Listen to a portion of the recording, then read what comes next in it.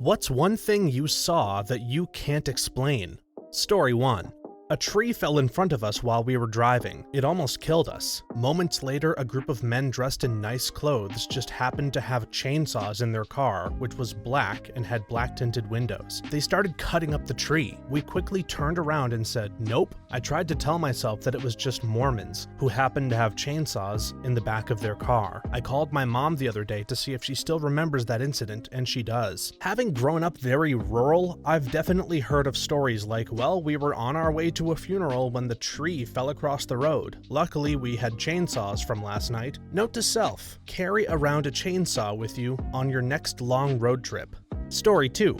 Here's the short version of my story. 14 years old, pretending to sleep at a friend's house and instead walking around the city, Colorado Springs, Colorado, at around 3 a.m. And suddenly, for about 2 to 3 minutes, it's bright as day across the whole city. I could clearly see mountains, probably 5 miles away, and then poof, back to dark. There was no obvious source of light. That was around 35 years ago. Still have no clue what it was. Meteorites burning up in the atmosphere, most likely. Saw a video recently of this happened in India, went from pitch black to nearly daylight. Witnessed something similar myself in rural France on a carp fishing holiday. I'd randomly read an article the week before about the French Air Force testing a night strobe for taking surveillance pictures. Then just the next week, I'm in rural France, miles from any civilization, and we hear a plane go overhead, and in a split second we were looking at each other as if it were broad daylight, and then back to total darkness. It was just like the Komodo 3000 fireworks scene of Malcolm in the Middle. Maybe there was a secret nuclear test site next to where OP lived. Hope he got his radiation levels checked.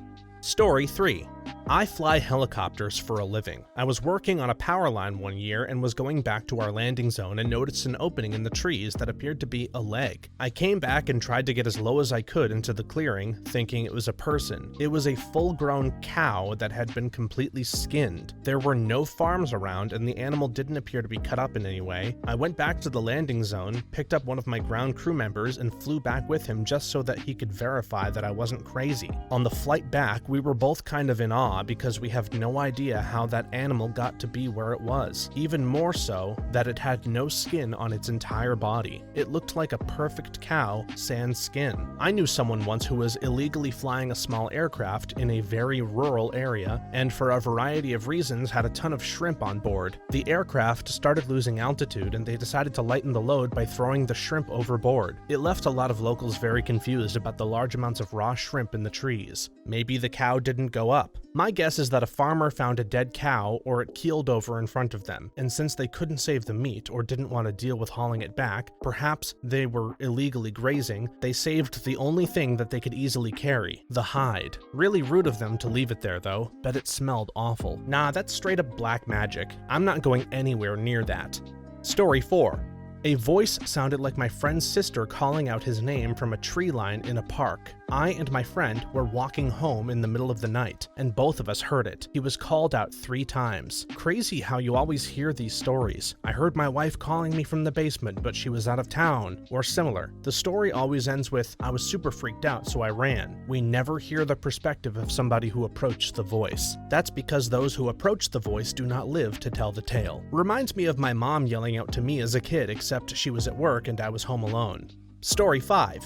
I was standing on the seaside walkway with a bunch of other people watching the sunset. A red orb came speeding down the coastline at like 50 to 150 meter altitude. Didn't think much of it until it instantly stopped and speeded back the way it came until it was out of sight. No noise, too low for a plane or helicopter, and wasn't a flare because it was flying fast. Stopped instantly and then flew back the way it came. Several people saw it, but this was before mobile phones with cameras were a mainstream thing. I've seen the same thing, but in red and green. It was probably around 1 a.m. I was outside with my 2 friends, but when I saw it, I was alone. I looked out at the sky over a few houses and I saw a red ball/diamond looking thing and I thought it was a meteor or shooting star at first, but it also had this long disappearing green trail following it. The thing shot down into the middle of the sky, then shot right back up just as fast. It was super quick and was over in like 2 seconds. Crazy stuff. My friends and I were sitting around a fire pit in my backyard several years ago ago and a translucent blue cube flew right over us. We both saw it, both described the same to each other. Couldn't have been more than 75 to 100 feet above us, and dead silent. No wings, no propellers, no noise. Just a perfectly shaped cube that was a light blue color, and you could kind of see through it. Okay, if that's not a UFO, I don't know what is. Story 6. Was talking on the phone to my dad in the garden about 15 years ago. Saw an orange light slowly come up over some trees behind my house, then take off straight up at a ridiculous speed. Stood there in silence, and so did he. Explained to him what I'd just seen, and he said he'd just seen the exact same thing. He was over 100 miles away in Manchester at the time. Sounds like a meteor that hit the atmosphere and got deflected. Its trajectory was towards you at first, so from your point of view it could have looked relatively still, then suddenly shooting upward. That sounds like a fun bonding experience at least. Story 7.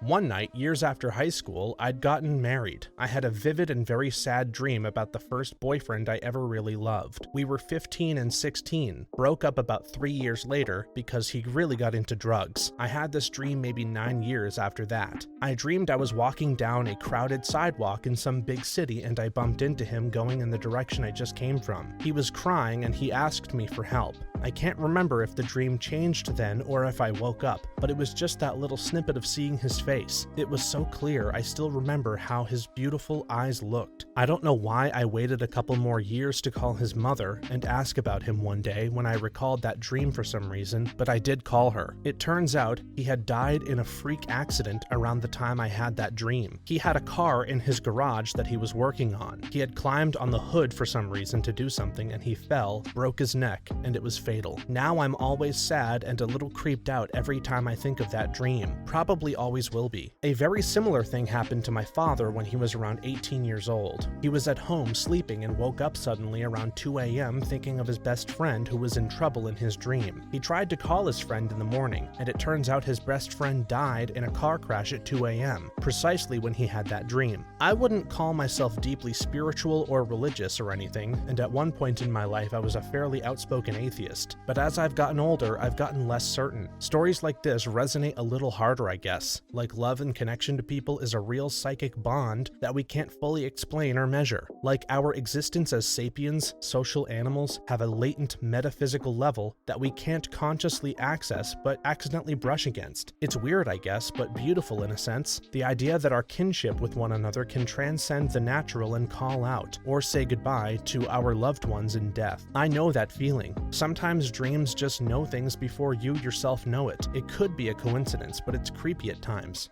Story 8. In college, my girlfriend had a nightmare that her pet iguana, at home with her father, had frozen to death after being left outside. She woke up sobbing, and that woke me up. I calmed her down and told her it was just a dream. We both eventually got back to sleep. The next morning, her father called her to say that her pet iguana had been left outside overnight and had frozen to death. This wasn't a recurring dream or worry for her. This was the only time it had happened. Neither of us can explain the events without the aid of religion or 1 in a trillion coincidence. My mom did the same thing about the president of the Mormon church. Asked my grandma if the president of the church was still alive, and grandma was like, yeah. The next morning, my mom woke to my grandma shaking her awake, frantically asking, why did you ask me that question yesterday? The president of the Mormon church died that night, and grandma heard about it the next morning. Coincidence in my mind, but sure, a weird one. Seems about the right spot in the post. My grandma and I were at the dinner table eating, and I hear her say under her voice, Lord, please take me. Finished and went to bed, and went to school too. I get called to the office and find out my grandma died that very night. She was very frail because of alcoholism, but I was in 3rd grade and knew what I heard. Didn't I already talk about this? Your mind will sometimes make up the craziest stuff, and some of it is bound to be true. Story 9. 2 missing hours. Setup: I used to be a home health aide for the disabled/elderly. I stayed overnight to help them get up, use the restroom, change, clean them, etc. I used to take care of a man named Mr. M. We kept an old large clock alarm that chimes every hour. Every 2 hours we'd roll Mr. M over and change his pads. We recorded everything that happened in a notebook by the clock. Story: it was an ordinary day until around 2 a.m. I heard the chimes ring twice, wrote down that I was going in, then went in, wrote what I did, changed his pads, wrote the time I got done, and then went back to the kitchen where I sat every night, having my laptop set up to pass the time. About 15 minutes pass and I hear the clock chime again, 4 times. I look at the computer, thinking the clock was wrong, and no, 4 a.m. I look at the notes, no new notes. I write that I'm going in, I go in to change Mr. M's pads, I walk in and he looks at me and asks, "Aren't you just in here?" I said, "Yeah," and then went with changing his pads. They were dry, a rarity. I still have no idea what happened to those 2 hours. It was like 2 hours passed in 15 minutes, and 3 was skipped completely. I was watching a YouTube series at the time and my video would have ended in that 2 hours. I have no idea to this day what the hell happened. Possible explanations. 1. You and Mr. M fell asleep for about the same amount of time in those 2 hours. You woke up and realized you were missing your videos because you were asleep and restarted them from a known point. You were still dozing and forgot you reset it, and the 4 a.m. chime went off a little bit later. His confirmation that it also seemed short reinforced the idea of missed time. If he would have said, "No, it's been 2 hours," or if he told you that it felt like 15 minutes when 2 hours had clearly gone by, you might have said, "No, you must have fallen asleep." The clean pad reinforced that idea as well. 2. Springtime changes. It hit 2 a.m. Sunday morning and it skipped ahead to 3 a.m., which is the typical daylight savings adjustment time. You lost some time dozing, maybe, but maybe not as much when 1 hour is presented to you as 2 hours. It might feel more compressed than that. Seems less likely with an old clock that chimes, though, that it would also track daylight savings. 3. Aliens. I'm going to tell you what I'm sure you've heard 1,000 times before. You fell asleep, but the YouTube video, right? Your brain fills in the blanks very well. Memory is untrustworthy, especially late at night. An example, last night I came to bed at around 9:45 p.m. and my wife was already asleep, snoring away with her Kindle in her hand. I got into bed, got comfortable, and started to fall asleep. My wife turned to me and said, "Whoa, how did you get in here without me noticing?" I said, "You were asleep." She insisted she was reading the whole time. She remembers reading her Kindle from 9 p.m. until this moment. She was on such and such a page. She has no gap in her memory, no point at which she was asleep or her Kindle was off. I just suddenly appeared beside her as I could teleport. Then I said, "Well, when I walked in the door, you were snoring. Do you do that while you read?" I think in all likelihood OP fell asleep, but if he didn't, it was definitely aliens. Story 10. As a kid, on rainy days, I would grab my umbrella and jacket and play around in the rain, collecting raindrops. When I was about 11, I was playing outside in my front yard one day, and I decided to go into the sidewalk to catch a bit more rain. I then looked into the street. It was a foggy, rainy day, but I could have sworn I saw someone who looked exactly like me. Me being a kid, I panicked and ran inside for the rest of the rain. But I was still an idiot, so I never really told anyone because I thought they wouldn't believe me. Were they wearing the exact same clothes as you? Because doppelgangers, people who have extremely similar features to you, do exist. I once passed a kid who looked exactly like me as I was walking to school. He must have noticed it too because we both turned around for a second time to look at each other after passing. I suspect these meetings occur more often in youth before the differences in lifestyle really start to affect our appearances. I went to high school where I thought even though I didn't know everybody, I at least had seen or would recognize 95% of the people there. I walked past a kid who I thought looked exactly like me. I was dumbfounded and watched him walk away and get on a bus as it was after school had finished. Kept an eye out and looked for him constantly and never saw him again, but I was so sure that I had seen an exact copy of myself. I know it sounds like a doppelganger, but I really want it to be a time traveler. Story 11. I worked as an under-butler in a large Scottish castle in the early 2000s. One night, I was the only person in the house and decided to throw a load of laundry in before bed. I walked down to the service hallway into the ironing room and from there to the washing machine room. I got my laundry in and then started to leave. I turned the lights off in the washing machine room and suddenly everything was black. The lights weren't on in the ironing room. My first thought was, it's weird that I didn't turn the lights on in here when I came in, but they aren't on, so obviously I didn't. The ironing room had huge ironing tables the size of snooker tables, and as I started to walk through, I kept bumping into them. After a couple of times of bumping into them, I was suddenly filled with a terrible, accompanied, watched, spine-tingling feeling that something was there and to not look towards the sewing room, another room that came off from the ironing room. I fumbled my way through the ironing room back to the service hall in a panic. The hall lights were on and everything was fine. That is the whole story. I didn't see anything. However, there are some problems. To this day, I am confident that I turned the lights on in the ironing room when I went in. It wasn't possible to move through the room without bumping into things a bunch of times, as my exit demonstrated. The light in the ironing room was controlled by a very large switch that made a loud clicking noise. I didn't hear it click off when I was in the washing room. In the days that followed, the family and the butler returned home, and I had forgotten about the entire incident. A week or so later, I suddenly remembered it happening and said to the butler, "I've never heard of any ghost stories at the castle. Are there any?" He kind of dismissively said, "Oh, they say there was a white lady in the ballroom, and room name redacted is apparently haunted, but that's it. Oh, and they say the sewing room is haunted." I kind of gasped and told the butler the story. He seemed fascinated. He told the family, and a couple of them agreed that the laundry room was unsettling. I don't believe in ghosts, and think it was likely an unfortunately timed electrical fault and an overactive imagination. Still, I'll never forget how sudden and strong the feeling of a presence was when I was fumbling my way out of the ironing room. I was with an ex at a hotel in Connecticut about 10 years ago. The heat was broken in our room for some reason, so they opened a door to another adjoining room. My ex and I watched TV, but I started to feel like something was standing in the doorway from the other room, like I was being watched, as you said. Eventually, my ex and I went into the room to get some sleep, but we were tossing and turning. We both got up and I looked out the window, and she was on the other side of the bed. I looked out onto the grounds of the hotel, but it looked like we were in a different place. That's the only way I can describe it, like the hotel had moved. I looked into the mirror, and I was looking at myself, but not myself. I did not recognize myself in the mirror. I turned to my ex, and she was absolutely terrified. Her eyes were wide and her skin was white. So we left and drove an hour to stay with family and friends. Along the way, we recounted our experiences and both had the same experience. Who knows what we don't know truly? I can't really think of a worse feeling than being in absolute darkness. Story 12.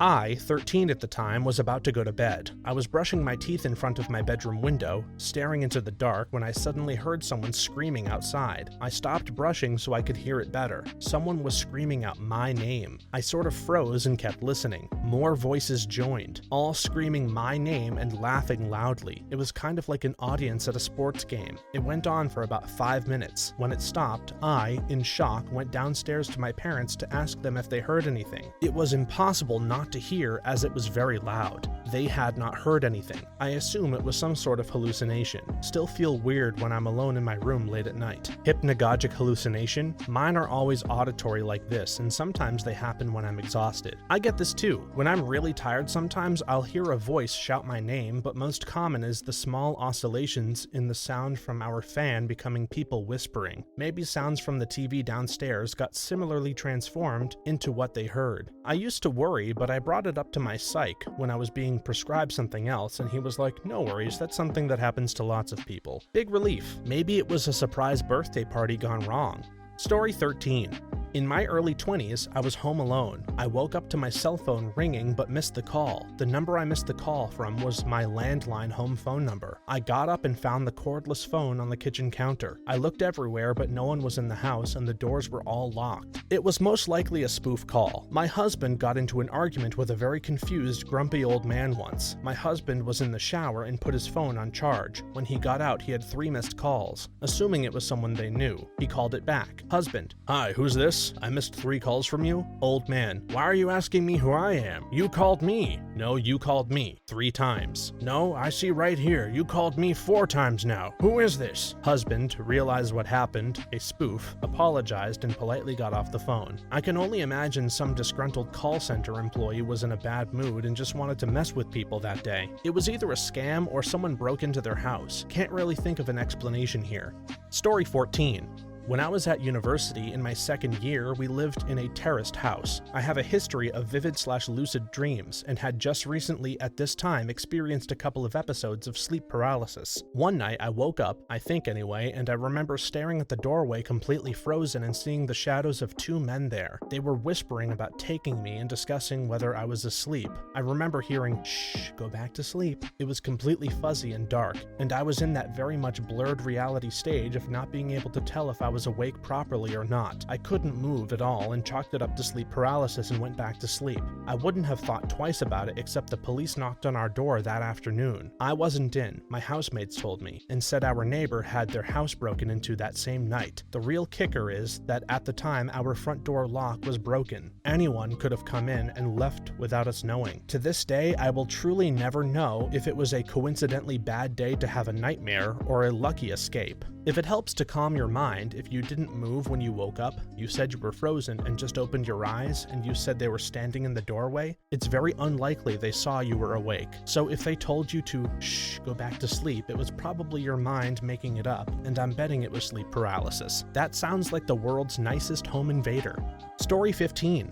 This incident happened to me when I was 10 years old. My friends and I were cycling. It was around 7:15 and it had gotten dark. There was a road where we usually cycled, but it was a dead end. There were bushes on one side and a wall with barbed wires. At the end of the road, there was a residential complex on the right side and a small route led to the farms. The middle part of the road was all quiet and dark. My friends and I were just chatting and cycling when I heard a sound. I don't remember it well, but it seemed like a little girl weeping. Just as I was about to ask my friend, "Hey, did you hear that?" he shouted, "Run! Ah!" When we reached the other side of the road, where the residential complex was, I asked him, "What the heck, bro? What happened?" He was shivering in fear and said he saw a woman in the bushes with big white eyes. When some people appeared on the road, we quickly left. We were shivering with fear, and to this day, we don't know how to explain it. What scares me about this is how uncanny certain things are out of appropriate context. Like, imagine going for a multi-day hike, and at dusk, this kid just emerges from the trees and stares at you. This might be the creepiest ghost story I've ever heard.